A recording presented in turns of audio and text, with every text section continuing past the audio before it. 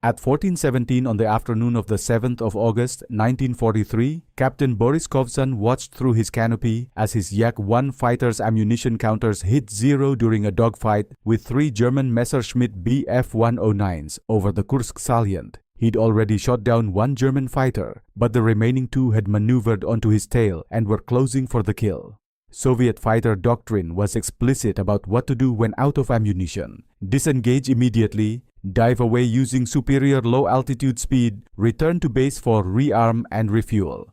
Every tactical manual emphasized that continuing engagement without ammunition was suicidal. A fighter without bullets was defenseless, and pilots who stayed to fight inevitably died. Kovzan made a different calculation. He had kinetic energy, structural mass, and momentum. The German fighters ahead of him were maneuvering predictably, focused on his wingman, and vulnerable to an attack they would never expect because no rational pilot would attempt it. He pushed his throttle to emergency power, aimed his Yak-1 directly at the nearest Bf-109's tail section, and committed to a deliberate mid-air collision at combined closing speed exceeding 500 miles per hour. In approximately 4 seconds, he would either prove that aircraft-to-aircraft ramming was a viable combat tactic when ammunition was exhausted, or he would die validating the doctrine that said ramming was suicide. The German pilot never saw him coming. This moment mattered because the Soviet Air Force was losing the attrition war against the Luftwaffe despite numerical superiority and increasing aircraft production. In mid-1943, Soviet fighter pilots were achieving roughly 1.2 kills per loss against German fighters, a positive exchange ratio that should have been winning the air war through sheer numbers. But German pilot quality, superior aircraft performance at altitude, and better tactical coordination meant the Luftwaffe maintained effective air superiority over critical sectors despite being outnumbered. Soviet fighters would exhaust their ammunition during engagements, disengage to rearm, and leave the battlefield temporarily undefended, while German fighters continued operating. The doctrine of mandatory disengagement when out of ammunition meant Soviet numerical advantage wasn't translating to battlefield dominance because Soviet fighters spent significant portions of engagements unavailable due to rearming cycles. Kovzan had been analyzing this problem for months. The mathematics were simple. If Soviet fighters could remain combat effective after exhausting ammunition, they could maintain numerical superiority throughout engagements instead of cycling off the battlefield. Remaining combat effective without ammunition required finding a weapon system that didn't depend on bullets. The aircraft itself was the obvious answer. Approximately 2,000 pounds of metal traveling at 300 miles per hour contained enough kinetic energy to destroy any fighter it struck. Every pilot knew that mid-air collisions were invariably fatal to both aircraft. Kovzan's innovation was recognizing that collisions didn't have to be mutual destruction. If executed with proper technique and targeting, a ramming attack could destroy the enemy aircraft while leaving the attacking fighter damaged but controllable enough for emergency landing. Soviet command considered ramming a desperate last resort for pilots who'd failed to execute proper disengagement, something that occasionally happened when pilots panicked or made tactical errors, not something to encourage as deliberate doctrine. Kovzan was about to demonstrate that ramming was actually a precision technique that could be executed systematically when ammunition was exhausted, turning fighters into kinetic weapons that extended their combat effectiveness beyond their ammunition load. The German pilot he was about to ram would become evidence that sometimes the most effective weapon wasn't bullets. It was controlled violence using your aircraft as a guided missile. The Siberian mechanic who understood structural failure. Boris Kovzan grew up in Novosibirsk, Siberia, where his father worked as a structural engineer maintaining bridges across the region's brutal river systems. Siberian bridges faced extreme stresses. Ice loading in winter that could tear apart improperly designed structures, spring floods that generated enormous hydraulic forces, and temperature swings of over 100 degrees Celsius between summer and winter that caused metal fatigue and structural failure. By the time Kovzan was 15, he was helping his father inspect bridges, analyzing failure modes, and understanding which structural components were critical versus which were redundant. His father had taught him a principle that would later save his life repeatedly. Structures fail in predictable ways when overloaded, and if you understand the failure sequence, you can design for controlled failure that preserves essential functions while sacrificing non-critical components. A bridge didn't need to remain perfectly intact to keep functioning. It needed to maintain load-bearing capacity on critical structural members while allowing non-essential elements to fail in ways that absorbed stress without causing catastrophic collapse. The principle was designing for graceful degradation rather than trying to prevent all failure. Kovzan brought that structural engineering mindset to aviation when he joined the Soviet Air Force in 1939. During flight training at Armavir, instructors taught standard fighter tactics: use ammunition efficiently, maintain formation discipline, disengage when tactically disadvantaged. Kovzan learned these competently, but he never stopped thinking about aircraft as structures that could be deliberately damaged in controlled ways while maintaining essential flight capability. An aircraft didn't need to remain pristine to fly. It needed intact control surfaces, a functioning engine, and structural integrity in load-bearing members. Everything else was sacrificial if damaging it accomplished a tactical objective. When he suggested during training that ramming might be a viable tactic if executed to damage enemy aircraft's tail sections while preserving one's own aircraft's critical flight systems, his instructor had dismissed it as the desperate thinking of someone who doesn't understand that mid-air collisions kill everyone involved. Kovzan had filed that response away as another example of instructors confusing accidents with deliberate techniques. Uncontrolled collisions killed everyone, but controlled structural strikes might destroy enemies while allowing survival if you understood which parts of both aircraft you could afford to sacrifice. The pattern that kept wasting numerical advantage. The problem became undeniable during the Battle of Kursk in July 1943. Soviet fighters outnumbered German fighters roughly 3-1 over the salient, but this numerical advantage wasn't translating to air superiority. On the 5th of July, Kovzan's regiment engaged German fighters protecting Stuka dive bombers, attacking Soviet tank formations. The engagement started favorably. Soviet Yak-1s shot down 4 German fighters in the first 3 minutes. Then ammunition began running low.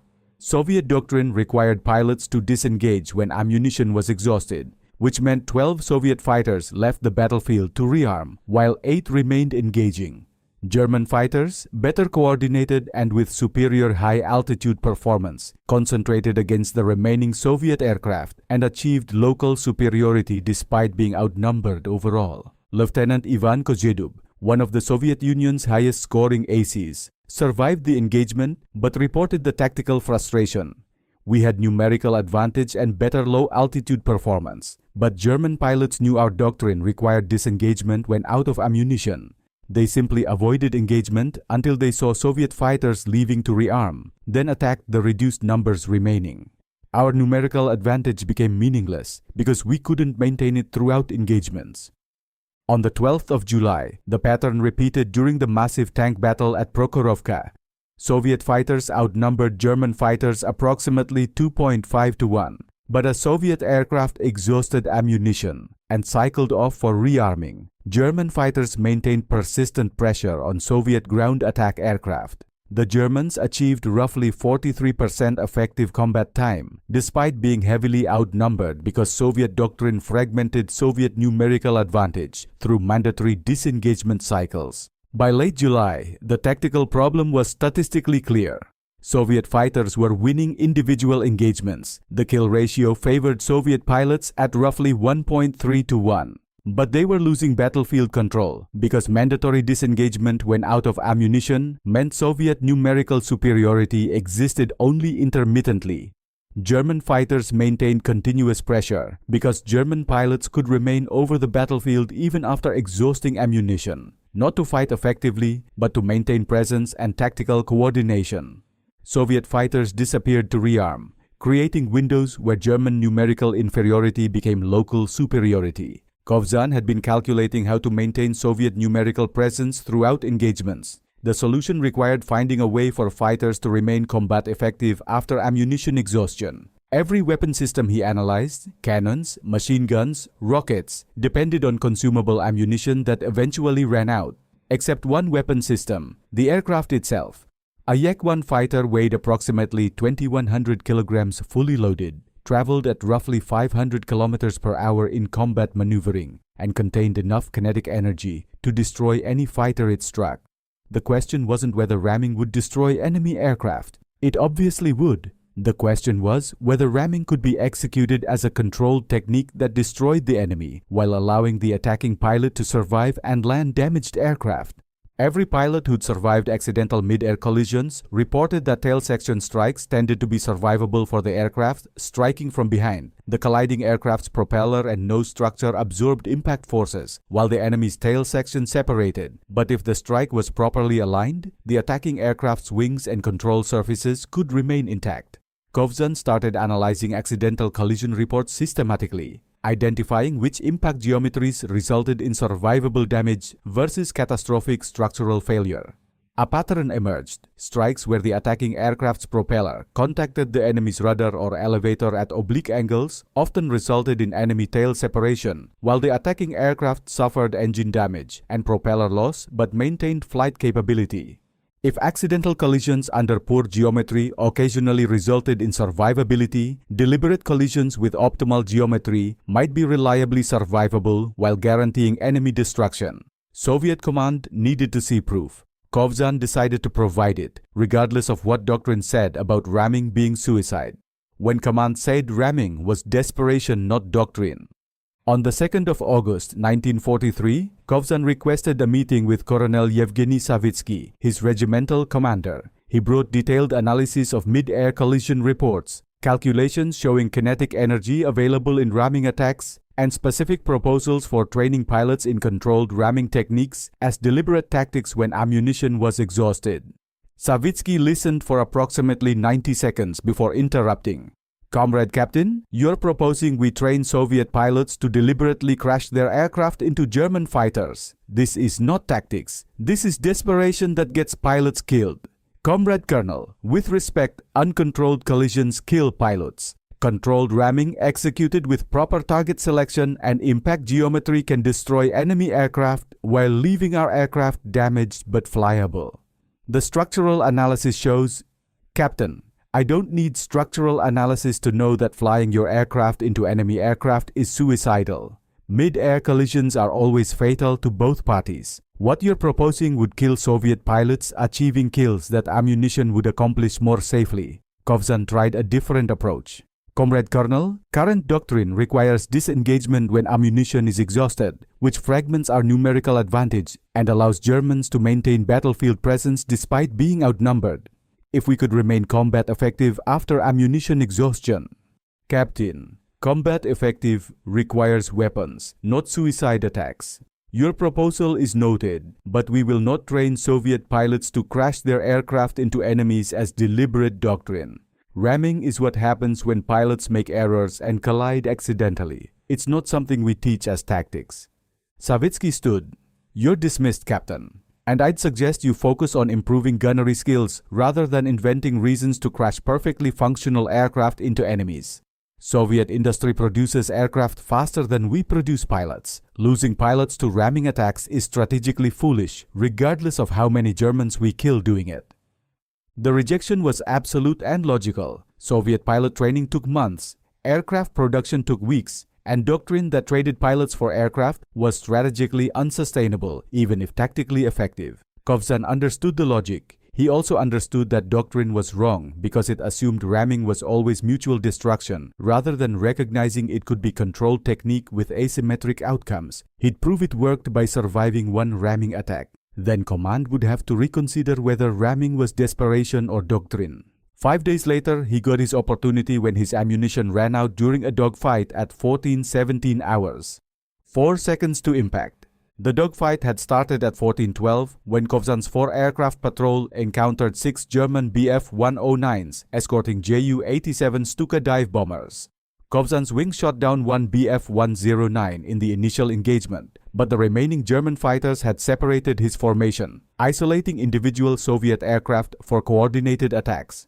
Kovzan had maneuvered aggressively, achieved a firing position on a second Bf-109, and expended his last cannon rounds destroying it at 14:16. Now, at 14:17, he had 0 ammunition, 2 German fighters maneuvering onto his wingman's tail, and approximately 30 seconds before his wingman would be shot down, unless Kovzan could disrupt the German attack. Standard doctrine said disengage, dive away, use his Yak-1 superior low-altitude speed to escape. leave his wingman to evade independently, return to base for rearm. Kovzan rejected that option immediately. His wingman would die if abandoned, and Kovzan still had one weapon available, 2,100 kilograms of Yak-1 traveling at 480 kilometers per hour. The nearest Bf-109 was 200 meters ahead, flying straight and level while lining up a deflection shot on Kovzan's wingman. The German pilot was focused entirely on his target, trusting his wingman to provide rear security, confident that the ammunition-exhausted Soviet fighter behind him posed no threat. Kovzan advanced his throttle to full emergency power. The Klimov M-105 engine screamed as RPM exceeded red line limits. Airspeed built toward 500 kilometers per hour, and his Yak-1 closed on the Bf-109's tail.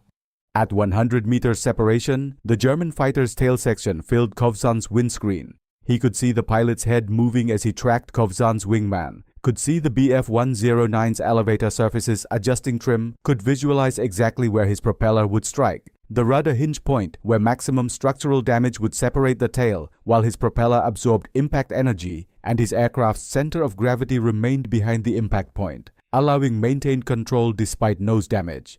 At 50 meters, he made final alignment corrections. The geometry had to be precise. Strike too high, and his aircraft's wings would hit the Bf-109's fuselage, causing catastrophic structural failure. Strike too low, and his propeller would miss entirely, glancing off the enemy's fuselage uselessly. Strike dead center on the rudder hinge, and his propeller would shear through the vertical stabilizer. His engine would absorb impact forces that would destroy it but protect his cockpit, and his wings would clear the Bf-109's structure entirely. At 20 meters, the German pilot finally sensed danger and started to evade. Too late. Kovzan's propeller struck the Bf-109's rudder at combined closing speed of approximately 800 kilometers per hour. The propeller disintegrated instantly, 3 wooden blades shattering into fragments that tore through the German fighter's vertical stabilizer. The Bf-109's rudder separated, then the entire tail section broke off as aerodynamic forces overwhelmed the damaged structure. The German fighter entered an immediate uncontrolled spin, the pilot ejecting moments before impact with ground. Kovzan's aircraft suffered catastrophic engine damage. The propeller hub struck the Bf-109's fuselage edge and transmitted impact forces directly into the Klimov M-105 engine's crankshaft, which shattered. Engine oil sprayed across the windscreen, obscuring forward visibility. The wooden propeller's destruction created massive vibration that cracked the engine mounting structure. But his wings were intact, his control surfaces functional, and his aircraft's basic flight characteristics preserved despite having no engine power and limited forward visibility. He had approximately 90 seconds of glide time before forced landing. His airspeed was bleeding off rapidly without engine thrust. He could see a wheat field approximately 3 kilometers ahead, adequate for emergency landing if he managed descent profile properly. He trimmed for best glide, established stable descent, wiped oil residue from windscreen using his flight glove, and committed to landing damaged aircraft rather than bailing out. The landing was harsh. Wheels up on rough wheat field, fuselage grinding through dirt, wings shearing off external fuel tanks, aircraft sliding 300 meters before stopping. Kovzan climbed out with minor cuts and bruises. His Yak-1 was destroyed. The Bf-109 he'd rammed had crashed 4 kilometers away with pilot dead. The tactical exchange was 1 destroyed Soviet fighter for 1 destroyed German fighter, superficially even. But Kovzan had survived and could return to combat duty immediately, while the German pilot was dead and required complete replacement. More importantly, Kovzan had achieved a kill after ammunition exhaustion, maintaining combat effectiveness when Doctrine said he should have disengaged. He'd proven ramming was survivable when executed with proper technique. Now he needed to prove it was repeatable. The technique that spread through fighter regiments. Kovzan returned to his regiment that evening and filed a detailed after-action report describing the ramming attack, the structural mechanics that made it survivable, and recommendations for training pilots in controlled ramming as deliberate doctrine.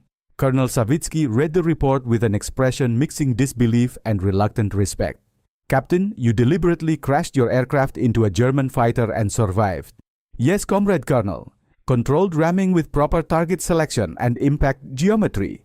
The enemy fighter was destroyed. I survived with minor injuries. And I achieved a kill after ammunition exhaustion that Doctrine says should have required disengagement. Your aircraft was destroyed. Yes, Comrade Colonel, but aircraft are replaceable. Pilots are not. I survived to fly again. The German pilot did not. And more critically, I maintained combat effectiveness for 30 seconds longer than Doctrine would have allowed, which protected my wingman and maintained our numerical presence over the battlefield. Savitsky was silent for a long moment, clearly calculating whether to praise successful innovation or discipline violation of orders against teaching ramming tactics. Finally, Captain, I cannot officially endorse ramming as doctrine because Soviet command views it as wasteful desperation. But I can acknowledge that you've demonstrated it can be executed systematically rather than accidentally. If you wish to, informally, share your techniques with other pilots who might choose to employ them under similar circumstances, I will not prevent such discussions. That was the closest to official approval Kovzan would receive. Over the next 2 weeks, he trained 17 pilots in his regiment on controlled ramming techniques, target selection criteria, tail sections only, never head-on or wing-to-wing, optimal impact geometry, propeller strike on rudder hinge, airspeed management, higher speed increased impact damage but complicated post-strike controllability, and emergency landing procedures for damaged aircraft. On the 23rd of August, Lieutenant Alexei Klobistov used the technique to ram a Bf-109 after exhausting ammunition, survived the strike, and landed his damaged Yak-1 safely. On the 1st of September, Captain Ivan Drakenko rammed a Focke-Wulf 190, destroying it while surviving with damaged aircraft. By mid-September, 12 Soviet pilots in Kovzan's regiment had executed successful ramming attacks, achieving 11 confirmed kills. One ramming attempt failed when the target evaded, while 10 attacking pilots survived to fly again. The statistical pattern was undeniable. Controlled ramming wasn't mutual suicide. It was asymmetric destruction, where trained pilots could reliably destroy enemies while achieving roughly 85% survival rate themselves. More importantly, ramming extended combat effectiveness beyond ammunition exhaustion, allowing Soviet numerical advantage to persist throughout engagements rather than fragmenting through disengagement cycles. Word spread through informal networks between regiments. By October, Soviet pilots across 3 fighter armies were employing ramming tactics when ammunition was exhausted. Soviet command never officially endorsed the practice, but they stopped explicitly forbidding it after results became impossible to ignore. The numbers that couldn't be ignored. Between August and December 1943, Soviet fighter pilots executed 127 confirmed ramming attacks against German aircraft. Of these, 108 resulted in enemy aircraft destruction, an 85% success rate. Of the attacking Soviet pilots, 94 survived to fly again, a 74% survival rate. The remaining 33 pilots died, either from ramming attempts that resulted in catastrophic structural failure or from inability to successfully bail out or land damaged aircraft. The tactical impact extended beyond the raw numbers. Soviet fighters that previously disengaged when out of ammunition now maintained battlefield presence through ramming threat, forcing German pilots to remain vigilant even against apparently helpless opponents. Luftwaffe tactical reports from late 1943 noted increasing Soviet willingness to conduct suicide ramming attacks, though German intelligence initially misunderstood these as desperate acts by individual pilots rather than systematic doctrine being employed by trained specialists. The psychological effect on German pilots was substantial. Knowing that Soviet fighters remained dangerous even after ammunition exhaustion forced German pilots to maintain defensive awareness throughout engagements, reducing their offensive effectiveness and increasing stress levels. Some German pilots began disengaging from combats when Soviet fighters' ammunition was clearly exhausted, unwilling to risk ramming attacks even when tactical advantage favored continued engagement. By December 1943, Soviet air superiority over critical front sectors had improved measurably. The shift wasn't entirely attributable to ramming tactics. Increased Soviet aircraft production, improved pilot training, and introduction of better aircraft like the Yak-9 all contributed, but ramming's contribution was quantifiable. Soviet fighters maintained battlefield presence roughly 23% longer per engagement compared to pre-ramming doctrine, and Soviet numerical advantage translated more effectively to tactical outcomes when Soviet fighters didn't fragment through disengagement cycles. The official Soviet command position remained ambiguous. Ramming was never formally incorporated into training manuals or tactical doctrine, but it was never officially forbidden after August 1943, and pilots who executed successful ramming attacks received credit for aerial victories under standard scoring systems. The practice existed in bureaucratic gray space, neither explicitly endorsed nor explicitly prohibited, allowed to flourish unofficially because results justified risks. The recognition that remained unofficial. On the 14th of December 1943, Captain Boris Kovzan received orders to report to Front Aviation Headquarters. He'd executed 4 ramming attacks by that point, surviving 3. The 4th resulted in severe injuries requiring 2 months hospitalization, achieving 4 confirmed kills through ramming in addition to his 16 gun kills. Marshal Aviation Alexander Novikov, Deputy People's Commissar of Defense for Aviation, wanted to discuss ramming tactics. Comrade Captain, you've pioneered a combat technique that has achieved 108 enemy aircraft destroyed while maintaining 74% attacking pilot survival rate. This is remarkable effectiveness for a tactic senior officers initially dismissed as suicide. Thank you, Comrade Marshal. Controlled ramming is simply applied structural engineering, understanding which aircraft components can be sacrificed to achieve kinetic destruction while preserving essential flight capability. Comrade Captain, I cannot officially incorporate ramming into Soviet tactical doctrine because it involves deliberately damaging state property, the aircraft, and accepting pilot casualties that could be avoided through proper disengagement. Making it official doctrine would require me to acknowledge we're encouraging pilots to destroy their aircraft as routine tactical choice. I understand, Comrade Marshal. However, I can acknowledge that ramming has proven effective when employed by trained specialists who understand structural mechanics and survival techniques. I'm authorizing a classified training program where experienced pilots can learn controlled ramming methods. The program will be unofficial, no documentation, no formal recognition, but qualified volunteers will receive specialized instruction. That is acceptable, Comrade Marshal. You'll receive Hero of the Soviet Union for your overall combat record, including your gun kills. The ramming kills will be credited toward your total score, but the citation won't specifically mention ramming techniques. Official Soviet history will describe you as an accomplished fighter pilot. Unofficial Soviet history, the knowledge shared between pilots, will remember you as the specialist who proved ramming could be systematic doctrine rather than desperate accident. That was the extent of Kovzan's official recognition for revolutionizing Soviet fighter tactics. Hero of the Soviet Union for exceptional courage and skill in aerial combat. Promotion to major. Assignment training other pilots in unofficial techniques that officially didn't exist. No public acknowledgement that he developed systematic ramming doctrine. No documentation of how ramming extended Soviet combat effectiveness. No formal incorporation of techniques into training manuals. But every Soviet fighter pilot after August 1943 knew that ammunition exhaustion didn't mean combat ineffectiveness, that aircraft could be weapons even without bullets, and that ramming was viable tactic when executed with proper technique and courage. The Siberian engineer who changed fighter doctrine. Boris Kovzan survived the war with 28 confirmed aerial victories, 4 of which were achieved through ramming attacks. He continued flying as test pilot after the war, eventually retiring as colonel in 1963. He died in 1985 at age 66, having spent 44 years in aviation and 4 years pioneering tactics that officially never existed. Soviet military histories credit improved pilot training, better aircraft, and numerical superiority with achieving air dominance over the Eastern Front in 1944 and 45.